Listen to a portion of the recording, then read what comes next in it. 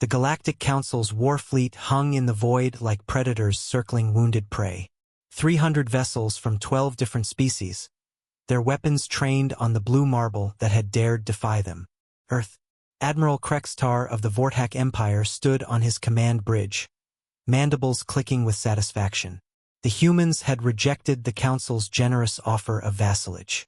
Now they would learn the price of defiance. "Begin the bombardment," he ordered. But before the first plasma torpedo could launch, every screen in the Armada flickered to life. A human face appeared, not the terrified expression of a doomed species, but a smile that sent shivers through beings who had never known fear. "Greetings, Galactic Council," the human said. His name was Director Marcus Hayes, though the aliens would never learn it. "We've been expecting you. In fact, we've been preparing for this moment for quite some time." Krextar sneered. "Your primitive weapons cannot pierce our shields. Surrender now, and we may yet show mercy." Hayes chuckled. "Primitive? Oh, Admiral, you have no idea what you've walked into. You see, when your scouts first visited Earth 50 years ago, you made a critical error. You assumed our public technology represented our true capabilities. The transmission shifted to show images. Underground facilities spanning continents, orbital platforms hidden behind cloaking fields, and weapons that defied conventional physics. We learned from every probe you sent, every peaceful delegation that scanned our defenses. And we prepared. Not just weapons, Admiral. We prepared something far worse for those who would threaten our home." A new alert screamed across the bridge. Krextar's second-in-command turned, her scales pale with shock. "Sir, we're detecting massive energy signatures from Earth's moon." It's not a moon." Hayes nodded. "Correct. It hasn't been just a moon for 30 years. We hollowed it out, turned it into the largest directed energy weapon in this galactic arm. But that's not the surprise. Space around the Council fleet began to ripple. Ships emerged from nowhere, not human vessels, but exact duplicates of the Council's own warships. "Molecular reconstruction technology," Hayes explained casually. "Every ship you've sent to spy on us, we've scanned, analyzed, and improved upon. Your own weapons, but better.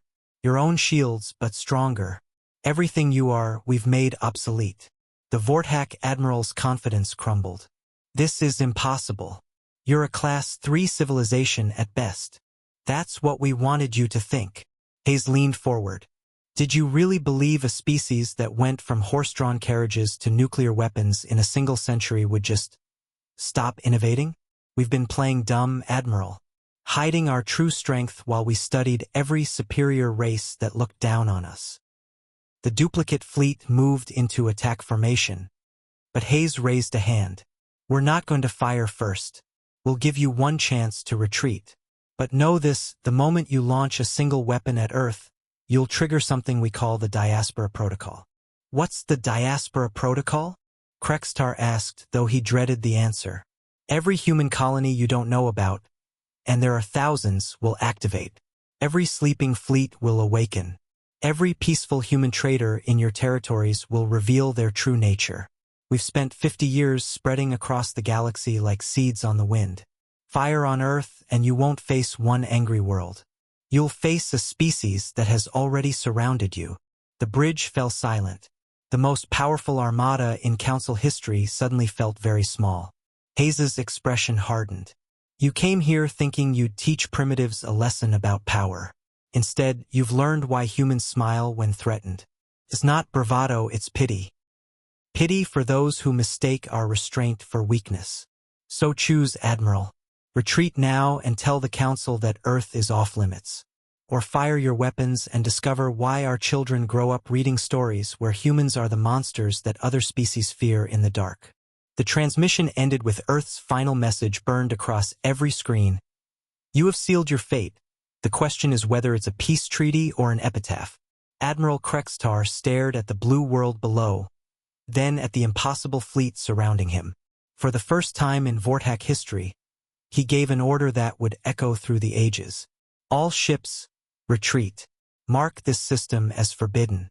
The humans are not what they seem."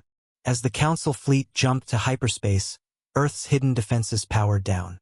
Director Hayes smiled. Sometimes the greatest victory was never having to fire a shot.